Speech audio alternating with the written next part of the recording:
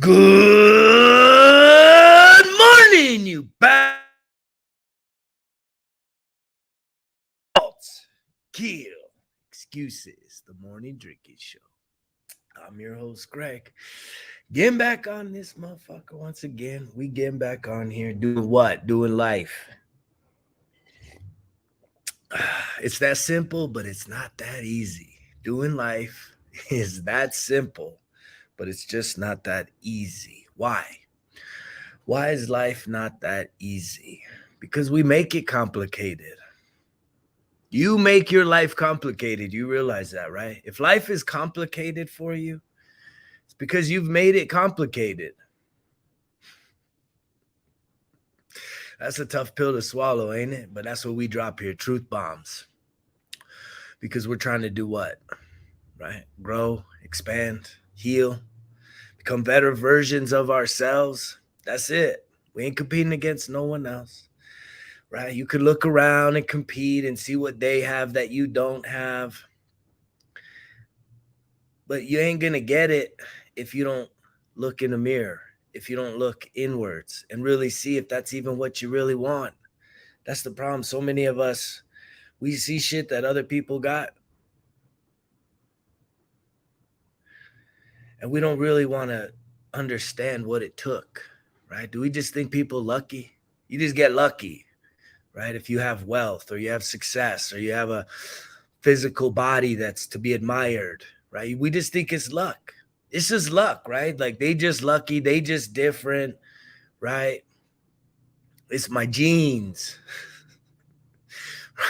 We make all this bullshit, right? All this bullshit. Those are the excuses, right? There's no validity to any excuse that is something that's holding you back. That when you see a comparison or you see a result, right, that's worthy of your admiration or your jealousy or your envy, when you are seeing somebody doing something that you wish you could do, right, and you sitting there and you grumbling, you groveling, you getting upset, you getting angry, you're getting envious, you getting jealous, right, you getting resentful, negative, right? If you're feeling negative about seeing something and contrasting to something else in someone's life, whether it's just how they show up, how they look, what they have, who they love, right? And if it leaves you feeling what? Dissatisfied, unfulfilled, it's because you're not putting in work on yourself, which is really the moral of today's story, right? The pop quiz of all pop quizzes that it feels like probably 9 out of 10 people fail. Anybody know what test that is? What pop quiz does 9 out of 10 people, right? Based on my scientific evidence, what is the quiz that most people fail in this world, right? I ask this question all the time. I asked it this week, a bunch of people, 333, seeing that going up. So we know we aligned, we're doing right, right? We speak in truth, right? The pop quiz, and if this is your first time hearing this, I don't ever like to spoil it. The pop quiz that 9 out of 10 people fail is this. Who are the top 3 people that you love the most, right? Think to yourself, who are the top 3 people that you love most? And I get like, don't start to justify, well, can they be dead? Can they be this? There's actually 5. Can I make it 3? No, just who are the top 3 people that you love the most? It's that simple, right? And the reason why 9 out of 10 people fail is because if you did not answer myself, number 1, you failed. Why do you fail? And it's not like the failure like your screw up. It's just a failure that, look, here's some feedback, right? Because here's the thing. When I say, who are the top 3 people that you love the most? How come you, yourself, and you are not worthy of being in the top 3, right? How come you don't get to love yourself? How come you are not programmed and conditioned to love yourself? I mean, even the good word talks about, right? To love others as you love yourself. It's in there. but yet we're not programmed to love ourselves, right? We actually are stigmatized, right? Demonized and put down when you try to put yourself first, right? What do we talk about? Narcissist, egomaniacs, right? Selfish, all of the negative shit, right? Is always projected towards people that are putting themselves first. And yes, there are a lot of people that are very negative in their self-centered focus. But obviously, in this world, there's always contrast, right? So if there's a negative to being self-focused, trust me, there is a positive, and that's the balance. Just like there is life, there is death. Just like there is day, there is night, right? Just like there is light, there is darkness. So there's contrast, hot and cold. You can go on and on and on and on, right? And yet, of course, there is a negative, right, way to be self-focused, inner focused, ego focused. And there's absolutely a positive. And so I am trying to reprogram and to shift the conversation and to shine the light on what? The positive part of being self-focused, which is having self-interest, which is a very positive, beautiful, constructive, healthy thing. Because here is the truth, right? The love you have for yourself is the love you give to others. The love you have for yourself is the love you give to others, period. There's no exception to that. So here's the thing. You can think you're like a super loving person because guess what? Like you'll go out of your way to do anything for anyone, especially like if you're a parent. Parents are notorious. I mean, the parents are the ones that fail this test the most, right? Because parents always say what? Well, my kids. My kids are the three people I love the most. The parents that struggle with this are the ones that have 4 kids or 5 kids. And they're like, you said 3 and I got 5 kids. And then the sad thing is like, there's a dude there that's been married for 30 years. I'm like, what about that guy? He don't get on the top 5. It's sad, man. It's crazy. But the truth is that we don't know how to love ourselves in a healthy way. Right. And that is what I am trying to mentor, coach, inspire us to do. Spend more time on what? Self-love. So that's the pop quiz that 9 out of 10 people fail. Right. It's people that are truly enlightened on that journey, that spiritual journey. They get it. They get it because it is that simple. But it's not easy. It's that simple to say, you know what? I can't give love that I don't give to myself. Right? So you can think, and you're delusional when you think that you're super duper loving, but inside you really hate yourself. You really despise yourself. You really don't accept who you fully are. You're really ashamed of the person you see in the mirror. You're really ashamed of the weight you see on that scale. Right? You're really ashamed of how you feel. You're really ashamed of the things you've done in your past that left you with heartache. Maybe it's something like that. Maybe it's something worse. Maybe it's something in between, right? Right. And so when you carry around a lack of acceptance for yourself, how do you truly love other people? It's shallow. It's surfacey. It's not from the depths of who you are. Unconditional love. The love that you're giving is very transactional love. And most of us are programmed for the transactions of love. Meaning if I do something for you, you're going to do something for me, and I'm going to do something for you, and you're going to do something for me, and I'm going to do another thing for you, and you're going to do another 2 or 3 things for me. And it's just transactional, right? That's why we get upset when we tell someone I love you and they don't respond in kind, right? Because it's transactional. You need to respond and reflect what I am saying. Because guess what? You're not focused on yourself. You're not grounded in your own love for self.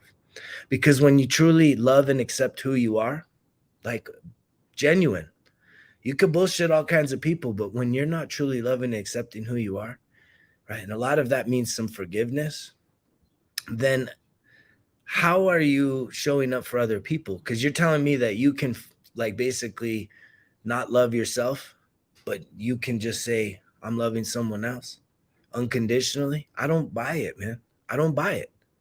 And I think you know it's bullshit.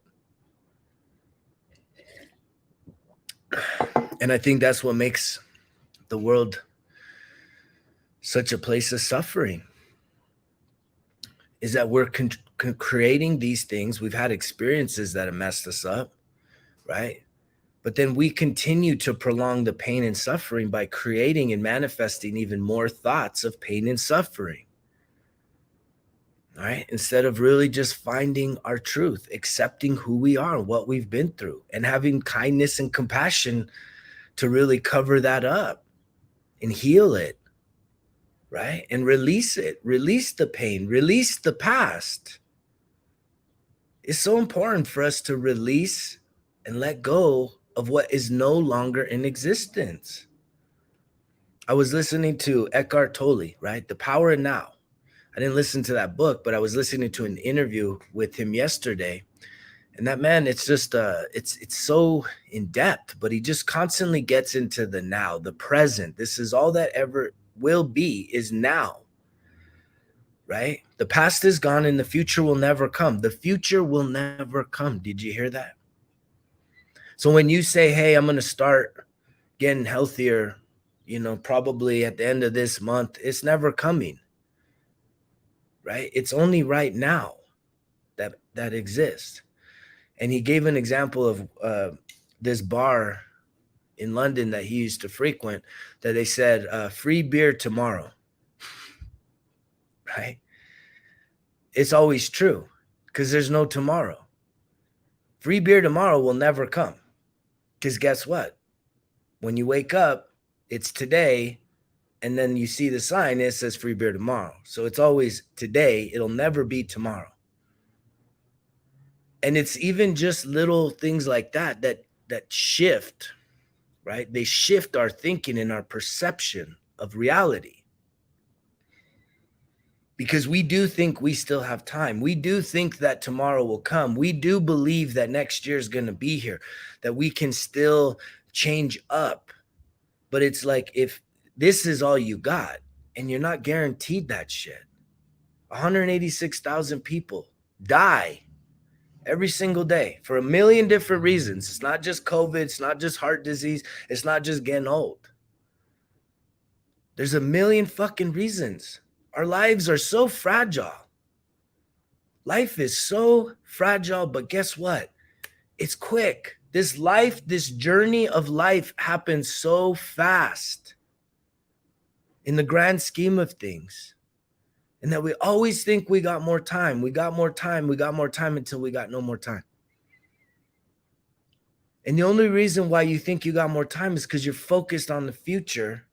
You're focused on tomorrow. You're hopeful about what's next, as opposed to saying right now. Right now is when you can start making a difference. Right now is when you can start letting go of some of the pain and some of the hurt. Right now is when you could reach out and try and get a therapist and start fucking working on some stuff. Right now is when you can start saying, guess what? I want to be healthier and I want to be less addicted to shit. So I'm going to start, figuring out a way to overcome my vices, my bad habits. Today, it's right now. Now is when you do the shit. It's not waiting until tomorrow or the weekend or next month or next year. It's now. Now is all you got. It's being present. And that's one of the biggest lessons of this life, is to just see how can we be more present with what's going on. And what also Eckhart talks about is that in the present, there's no problems. You may think you got a problem, right? You got a financial problem. You got a legal problem. You got a relationship problem. You got a money problem, right? You got a health problem. But in the present of now, that problem doesn't exist, right? You can find peace and solutions to your problem in the now. You can't work it out in the future. And a lot of this stuff is like archaic thinking, but it's if this ain't the real type of thought, then I don't know what is. To realize how powerful you are, how powerful your thoughts are, that you hold yourself back. But yet this tiny little quiz of who are the top 3 people you love the most, that you don't eat, most 9 out of 10 people do not make the list themselves. And that's what's wild. And you have to ask yourself, why? Why are you unworthy of loving yourself?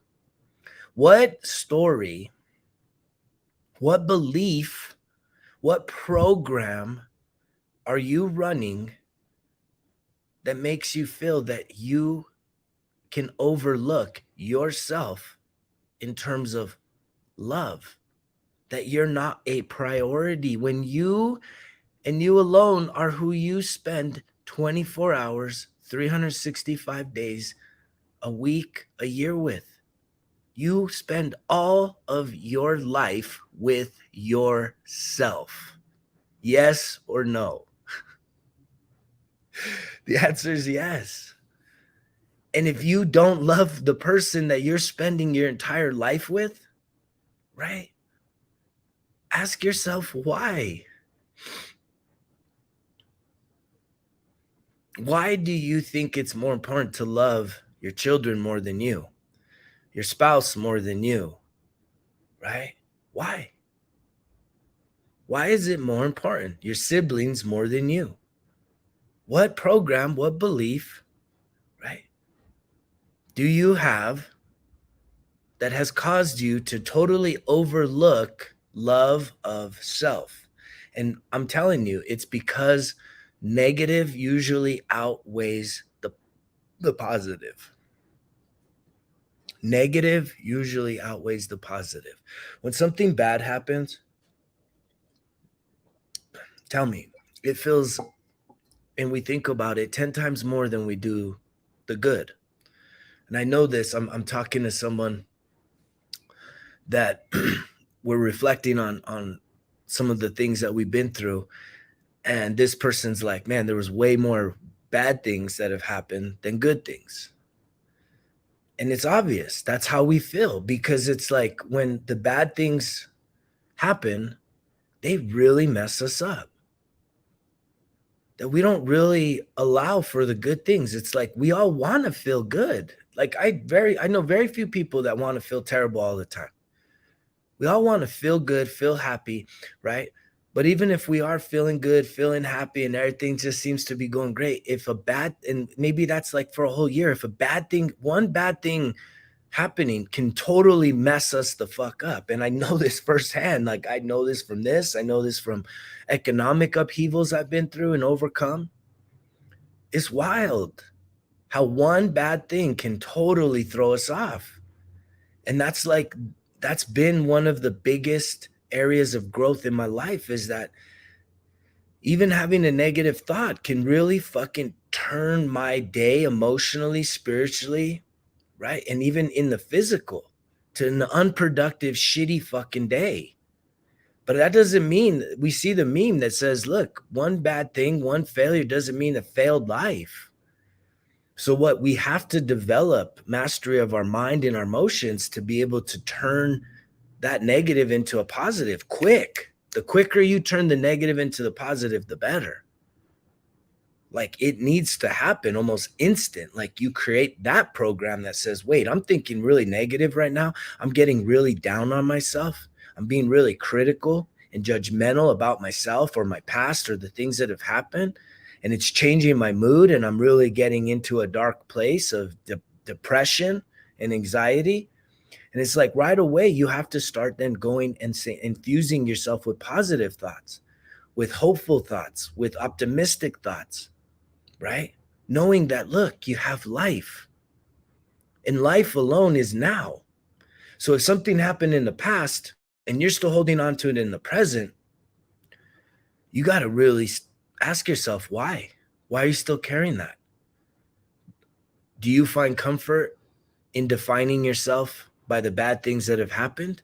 By being the victim? Is that something that you need to carry around for attention, to create a narrative that you're someone that's been hurt so that people will somehow what? Be more compassionate towards you, give you more attention, right? When this world is self-rescue. So you've been through some bad shit. Like, get it. I get it. We've all been through bad shit. Not one person hasn't been through bad shit. And here's the other truth. There's not one of us that hasn't hurt someone else. But it's only when we're hurt that we decide that, hey, I'm going to be unforgiving. I'm not going to accept this person. I'm going to just totally reject this person. I'm going to be angry and mad towards them, because we totally forget that we have hurt people also. And that's a really tough place to be. That unforgiving heart, that's drinking poison, hoping someone else dies. Because forgiveness isn't about saying, oh, if I forgive you, right, that then validates what you did and it says it's okay to happen again and again and again and again and again. No. Right? Forgiveness is for you. When you forgive somebody, right, you're releasing them and you to move on, to clear the energy. Instead of saying, I hate this person, I resent this person, they've hurt me, I'll never forgive them, and I'm going to drink that poison wishing they die. We don't realize the negative impact that has on our mind, our emotions, our body, our soul. And it's really troubling. Here's the other thing. If you've hurt somebody, see, the other way, the duality that this works, right? We'll get into this, is the other side of the forgiveness pendulum is when you realize that you've hurt somebody. And you go to that person and you say, hey, I am sorry. Please forgive me. I know I have hurt you. I know I've caused you pain. I know that I violated you, whatever it is, right? I am sorry. Please forgive me, right? When you know you've hurt somebody and you are proactive to go and seek that reconciliation, that releases you as well, right? So there's two sides of it. If you've been hurt by somebody and you forgive them, there's release. You let go, right? Energetically, this is all energetic shit, man. When you have hurt somebody and you go and seek forgiveness, right? So there's being hurt and forgiving somebody, whether they ask for it or not. And then there's hurting somebody and saying, without them saying you need to apologize, or not, there's a release of energy and it's for the positive. It creates healing and it creates growth and it allows you to move forward, let go of the past and to heal and to grow and to learn, right? And there's been times where I have made mistakes and I've gone to people that I have hurt and I've said, hey, I am sorry, please forgive me. And they say, I will never forgive you. I hate you and stay the fuck away from me, right?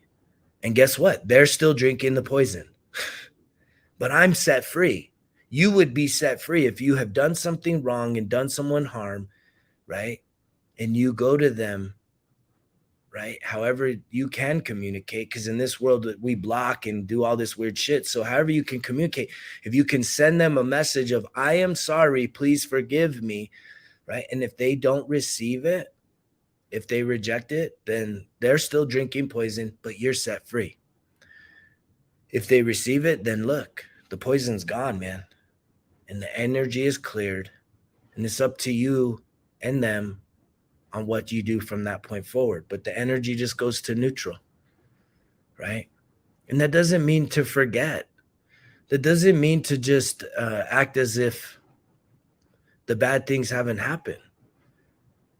People do change. People are worthy of second chances, third chances, 10th chances. But they have to demonstrate genuine intention, genuine actions that truly show that there is transformation happening in the heart, the mind, the body of this person. And I'm someone that has done that.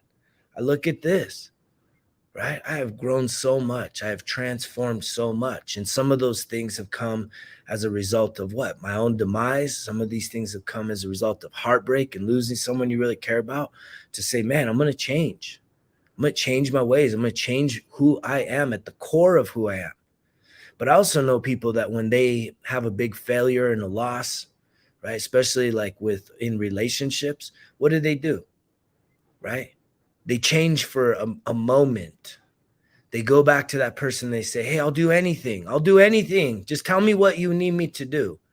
And a lot of you fall for that trick, because it's a trick. It's manipulation, because someone is so desperate and so attached to who you are that they're not in love with themselves. They cannot be centered on themselves. So they're looking for you to tell them what to do in order to have you back, when that's the absolute opposite of what needs to happen.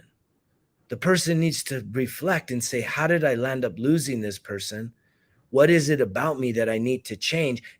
And I'm going to take the initiative. Without this person's input, I am going to start making changes and doing whatever it takes, so that if I ever come across this person or have another encounter, they're going to see without a shadow of a doubt that I am a different person. I'm a different energy. I'm a different human being. I show up differently. I'm a different man. I'm a different woman. I'm a different person.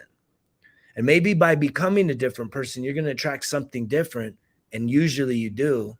And that's a beautiful thing, because we all should be willing and able and eager to grow, to learn, to expand ourselves as humans. We should be truly like desiring to become better, because that is the absolute truth. And that's been a theme this past few weeks, is saying, look, if you are not getting better, you're getting worse. And it's very simple to look at what is the measures of better or worse. Well, you can look at anything in your life over the course of what? A week, a month, a year, and even a day, and say, did I get better or worse at this thing? Right? Did I learn new things? Right? Have I improved my health? Have I improved my finances? Have I improved my emotions and my stability? Have I improved the love that I have for myself and that I can give to others? And you can look over any period of time in reflection and truly see, do you got the results? And a lot of us don't want to face that. We think, oh, that there's just this, I'm just doing me, man. And I know I don't have to get better. I'm good right the way I am. Motherfuckers talk about that shit, huh? I'm fine just the way I am. Yeah, you're right. You are. You are. Because I ain't here to change you. I'm here to try and inspire you to realize that if that is your attitude, you really should give yourself another chance to look at, with clear eyes, a sober mind, to say, hey, what is an area that I could improve on, that I really actually would like to improve on, to feel better about myself, to feel better about everything going on in my life? And I know that if you're honest, every single human being on this planet has some area where they can improve, which would then make them a better version of themselves, which would then lead to living their best life, right? Which would then make them more attractive, more magnetic, more happy, more peaceful, more joyful, more loved, right? But yet it's going to take work. You can't just fucking pretend that this shit's happening. You have to actually do it. Do the work. Can't think about it. Can't just sit there and just think yourself into the fucking ground about it. You got to make the shit happen. And I believe every person has a responsibility to look at their lives and say, how can I become better than who I am right now, right here, right now? And to have a desire to want to become better, not with judgment and guilt and shame and regret, but to say, look, it's okay. You've made some mistakes. We've all made some mistakes. Like I said earlier, we've all hurt somebody. Ain't none of us sitting there and saying, I've only been hurt by other people. I've never hurt anyone. That's not true, because hurting people hurt people. Prove me wrong. So if you're someone that has only been hurt by people, you have also hurt people. And how can you hurt them? Not just physically, mentally, emotionally. We can be very passive aggressive, very abusive towards people in ways that we don't even want to know, microaggressions. But it leaves other people feeling less than their best. It leaves other people feeling like shit because we can't show up emotionally for them because we're carrying around the past. We're not just here in the present saying, you know what, I'm free from the past. The past is no longer a reality right here, right now. And again, it's sad because inside of us, we're recording all of these emotional experiences. And unless you know how to start processing your emotions, right, you're still carrying around the past in the form of your emotions, which means that if something triggers you, that then you get a program that's trauma-based, right? You're going to continue to perpetuate the behavior that leaves you feeling like shit. And I'm here to encourage you that you can overcome that there is a way. And I'm trying to lead the way, to lead the march on people gaining what? Mastery of their emotional state of being. It's the greatest gift I give myself, right? And I was sitting there this weekend. We had a couple soft openings here at the Mystic Santa Fe, and it was so cool. There was like all these healers and new connections made. And I was sitting there with a group of women and a couple guys. I mean, it's just a group of people that we had been talking all night and we were closing down. And I was sharing, we were giving hugs. And this one lady told me, I'll give you a hug, but can it be heart to heart? And I never really heard that, a heart to heart hug. I'm leaving you with this. It was beautiful. And I was like, wait, a heart to heart. And she's like, yeah, come here. And so we did it. And it was like, it's actually opposite than what we usually do. We either do like a side hug or whatever, but this heart to heart, it's like, it's the opposite. You have to think about it. And so it was really beautiful. Like next time you hug somebody that you really love, think about that. Heart to heart. It's opposite what you probably usually do.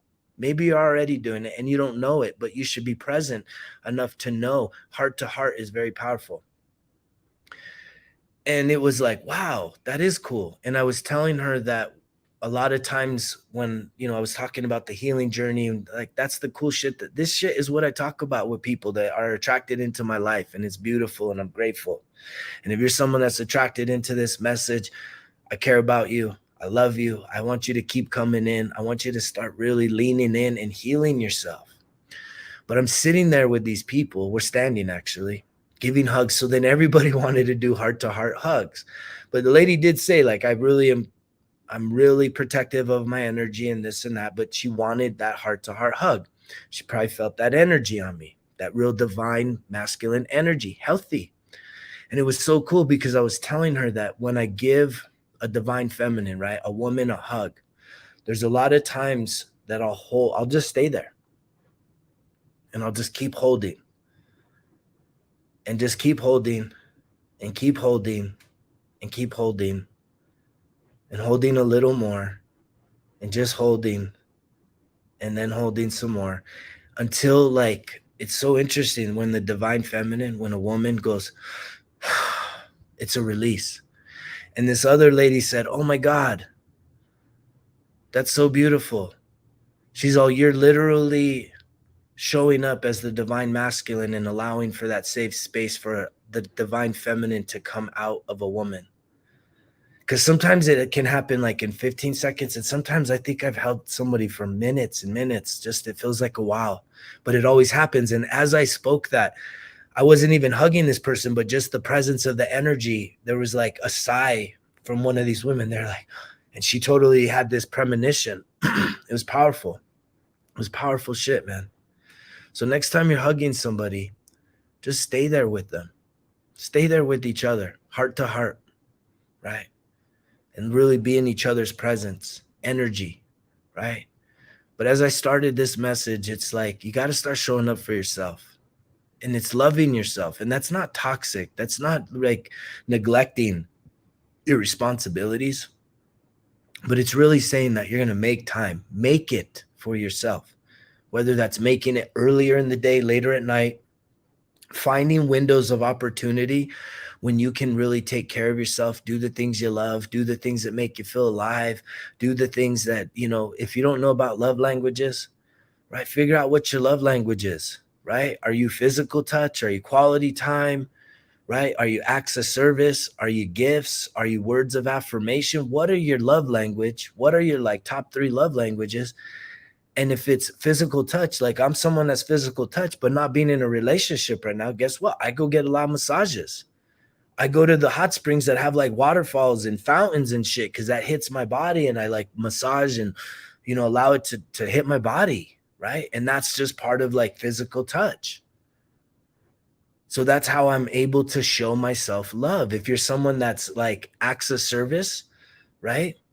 Well, then like do some nice shit for yourself. Improve your space, right? You could even go and volunteer, but that's doing something for somebody else. Do it for you, right? If your gifts, like you're probably someone that gives gifts, but buy yourself something nice that you could be proud of. Don't feel guilty about it. Feel that, hey, this is my way of showing myself love. I'm gonna buy myself something nice, right? If your words of affirmation, like get up and like listen to affirmation, write things down, tell yourself you love you care about you matter, all of these beautiful things, right? If your quality time, go spend some quality time with yourself. Go do something you really love to do, whether it's going and dance, eating a certain food. And if no one else is around, don't invite nobody else. Take yourself on a date. Feel confident to be alone, loving yourself, dating yourself, getting to know yourself. It's great when you can have people around, but trust me, the more that you really get to know yourself, love yourself, accept yourself, right? You're going to become magnetic as fuck, and real people are going to come into your life. I was talking to someone yesterday about how they felt like they had to cut a lot of people off because they were just energy vampires and draining them. And we got to learn to see that when someone leaves you drained, it's not healthy. That's not good. That's not a good exchange of energy. And maybe you're an energy vampire. That's not good either. The reason why you're draining someone else of their energy is because you're not providing yourself with your own. And when you go out there and you start doing things that you love, right? And you start filling up your own cup, it's from that abundance that you're going to be able to really show up for others with unconditional love, without expectations. You're not going to need to change somebody or have them give you something that they can't give you. So then you just are left what? Frustrated, resentful, angry, irritated, right? Be kind to yourself. The more kind you are to yourself, the more kind you could be to others. Genuine kindness, right? I hope you guys have an amazing day of life.